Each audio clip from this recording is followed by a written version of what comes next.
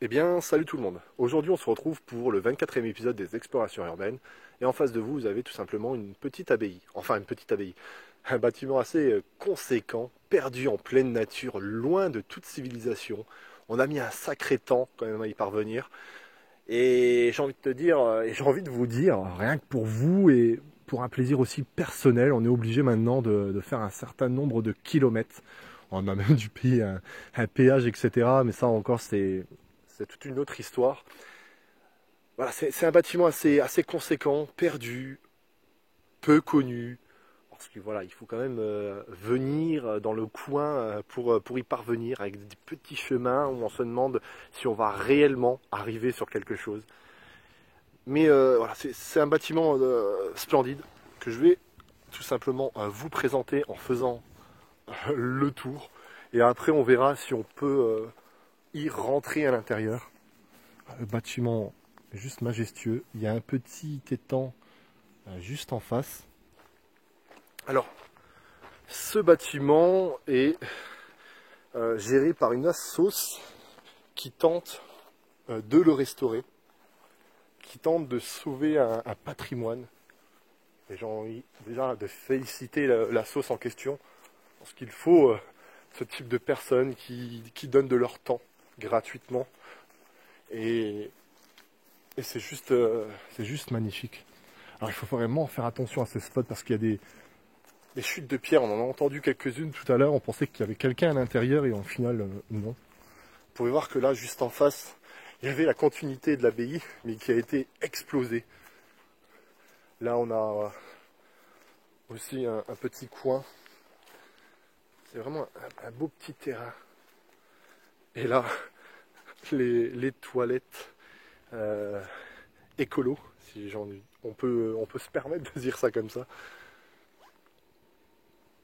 Et là, l'arrière de ce magnifique bâtiment, il est vraiment grandiose. J'adore ce type de lieu, vraiment à l'écart de tout. Je suis avec Geoffrey là qui est en train de se balader un peu dedans pour voir s'il n'y a pas un accès pour le bâtiment principal. Hein. En tout cas, j'espère que cette petite balade vous plaît. Je prends mon temps si le Stand-Up Paranormal passe par là. Petite dédicace à vous parce que je sais que vous avez fait une petite enquête. Vous avez réalisé une petite enquête ici qui a été quand même plutôt bonne dans son ensemble. Oh. Je viens d'entendre un bruit identique à ce que l'on avait entendu dans l'abri. Un petit vlou. Assez perturbant. C'est vrai que les enquêtes paranormales m'ont assez marqué les esprits. Et donc je fais un peu plus attention maintenant désormais lorsque je me rends sur des spots en urbex.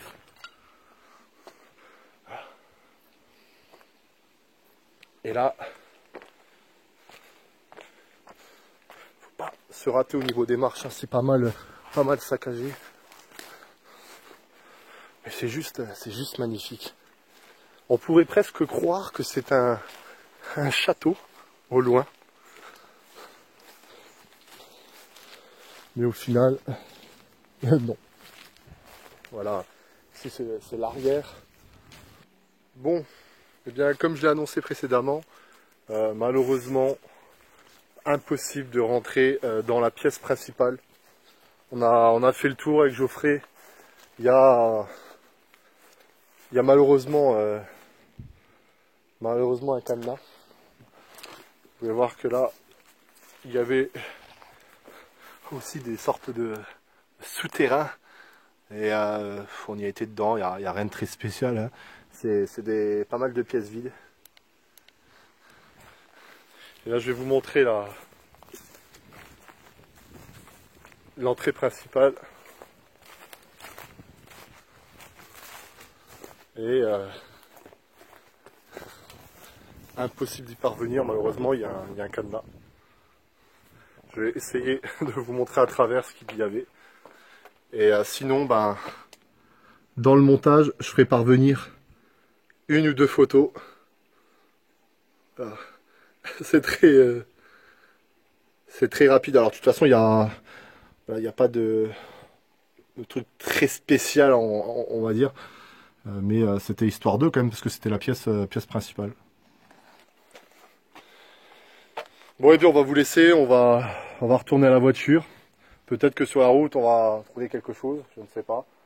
Mais en tout cas, on espère que cet épisode vous aura plu. Soutenez-nous pour le nombre de kilomètres.